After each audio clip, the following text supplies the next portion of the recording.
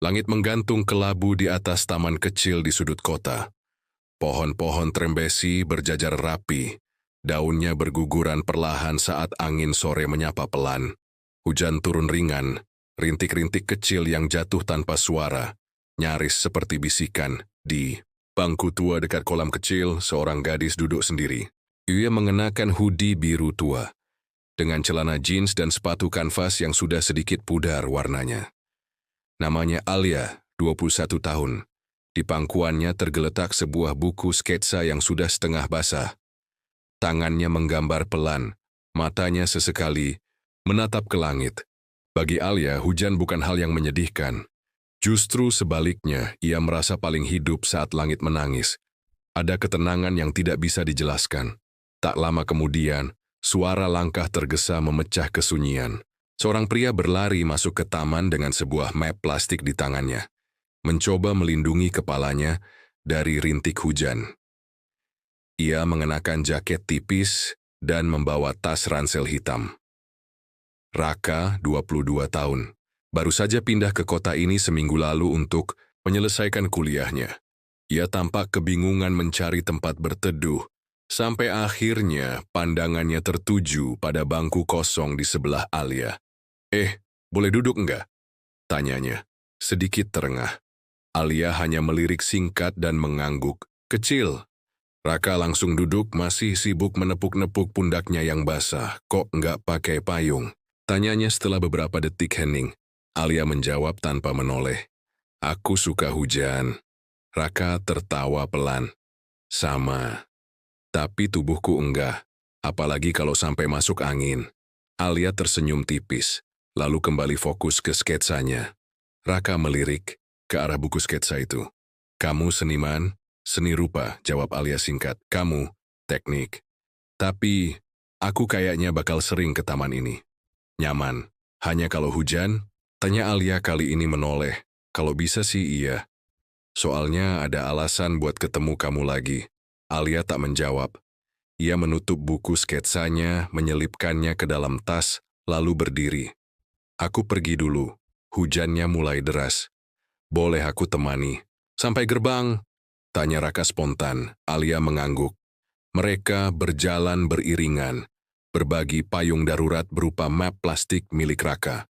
Langkah mereka menyatu di atas jalan berbatu yang mulai licin. Tidak ada percakapan berarti, hanya tawa, pelan dan diam yang hangat. Langit sore itu kembali muram. Aroma tanah basah menyusup dari balik jendela kafe yang sedikit berembun. Di dalam, dua pasang mata bertemu.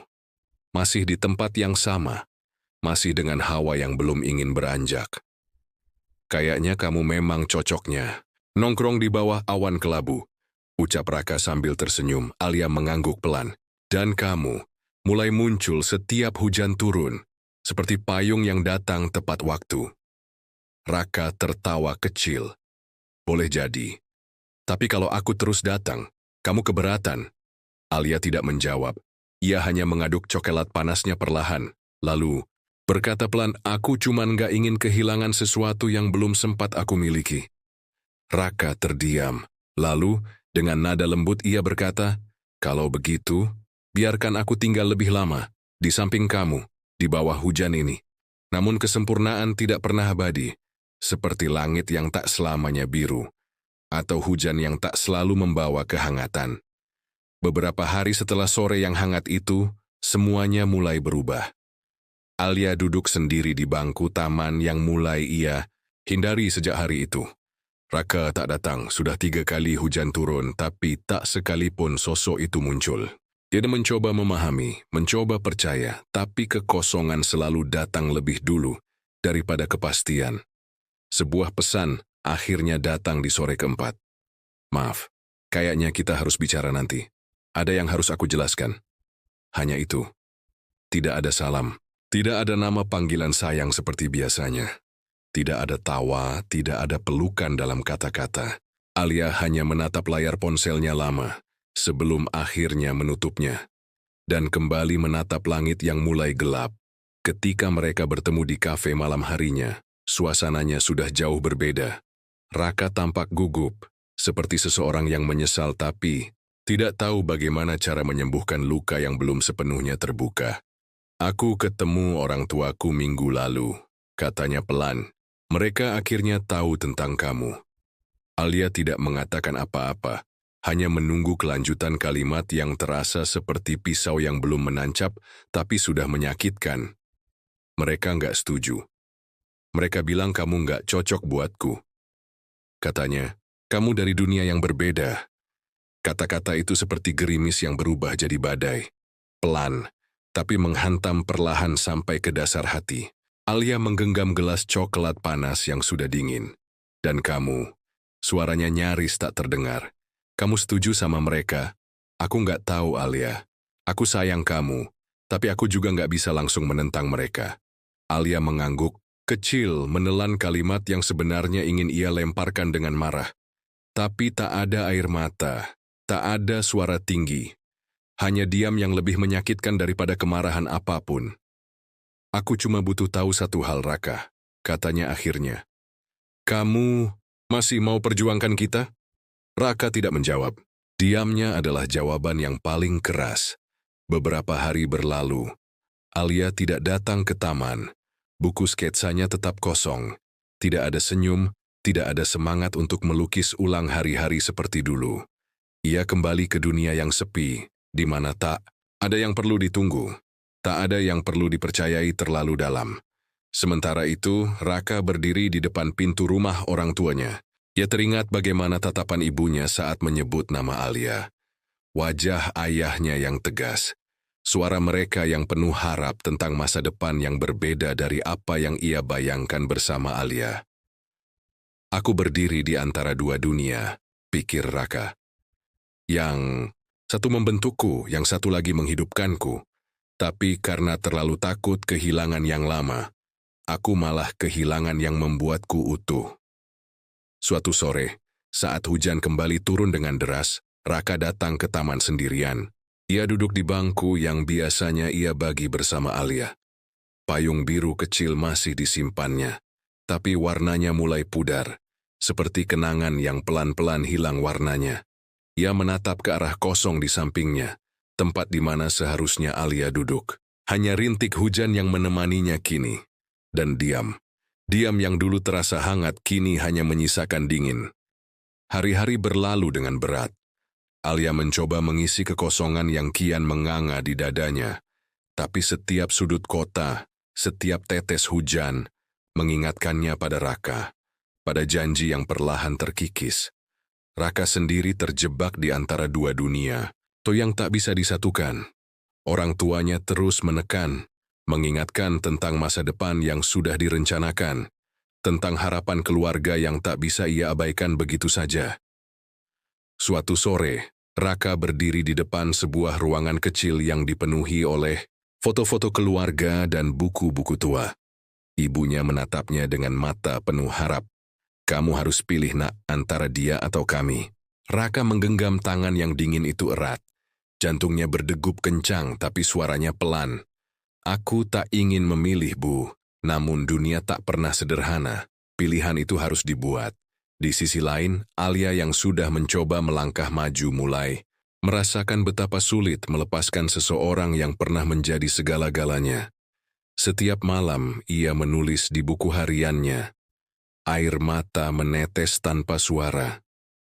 Aku ingin percaya bahwa cinta bisa mengalahkan segalanya. Tapi kadang, cinta sendiri tidak cukup. Pada akhirnya, Raka datang dengan wajah yang letih, yang mengajak Alia bertemu untuk berbicara. Dengan raut yang sama sekali bukan seperti dulu. Penuh ketegangan dan kesedihan. Alia, katanya, aku sudah coba melawan.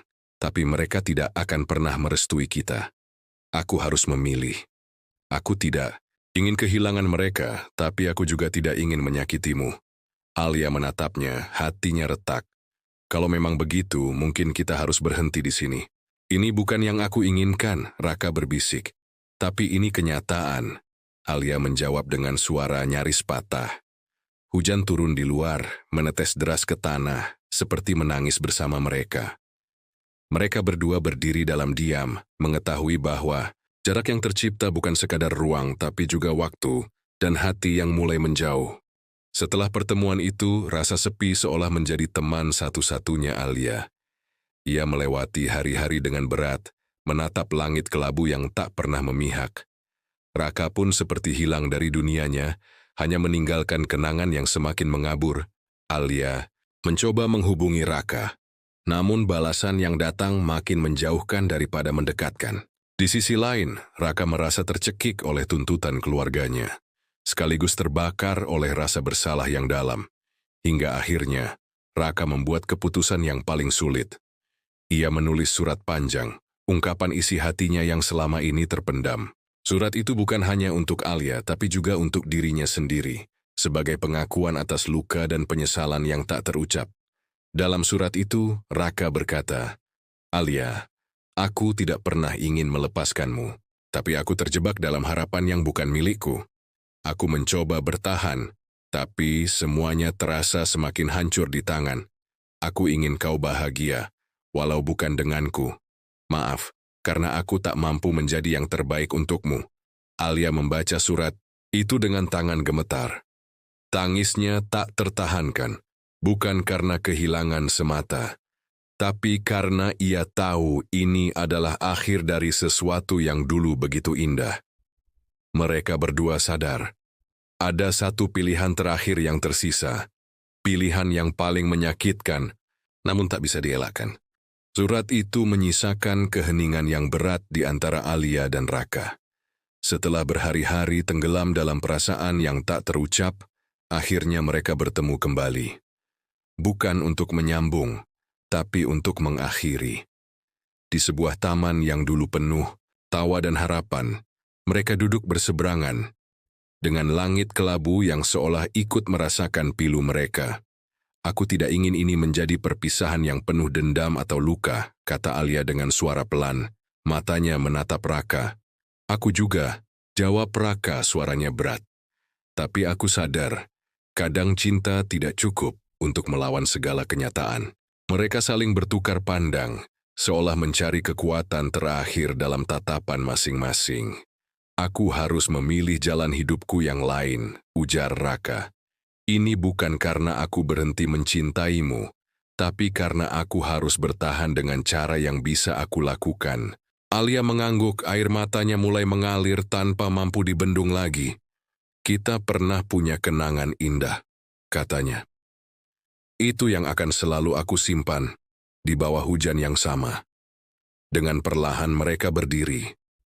Di antara tetesan hujan, yang mulai turun, tanpa payung, tanpa kata-kata lagi, mereka berjalan berlawanan arah, meninggalkan kenangan yang pernah mereka rajut bersama. Setelah perpisahan itu, Alia duduk sendiri di bawah rindang pepohonan taman yang dulu mereka kunjungi bersama. Hujan turun perlahan, membasahi rambut dan bahunya, tapi ia tak peduli. Justru di antara tetesan air itu, ia merasa menemukan sesuatu yang lama hilang, ketenangan. Ia membuka kembali buku sketsanya. Halaman-halaman kosong kini mulai terisi lagi. Kali ini bukan wajah Raka, tapi lukisan-lukisan tentang hujan, tentang kenangan, tentang perasaan yang tak harus selalu dimiliki untuk tetap dihargai. Sementara itu, Raka berdiri di tempat yang jauh, menatap langit kelabu dengan mata penuh penyesalan. Leniwerfu yang baru. Ia tahu bahwa cinta bukan hanya tentang memiliki, tapi juga tentang melepaskan, tentang memberi ruang untuk bahagia, walau bukan bersamanya. Di suatu malam yang sunyi, Alia menulis di buku hariannya, "Hujan mengajarkan aku bahwa semua yang indah akan datang dan pergi, tapi kenangan yang tulus akan selalu tinggal. Aku merindukanmu, tapi aku juga belajar untuk melepaskan." Dan di suatu tempat, Raka menatap langit yang sama, berbisik, "Terima kasih untuk segala yang pernah kita bagi. Meski kita tak bersama, kenangan itu akan selalu menjadi pelangi di hari-hari mendungku." Hujan terus turun, membasuh luka, dan menyirami benih-benih baru yang perlahan tumbuh dari hati mereka yang pernah patah. Mereka mungkin telah berpisah, tapi kenangan indah di bawah hujan itu akan selalu menjadi cerita yang tak terlupakan.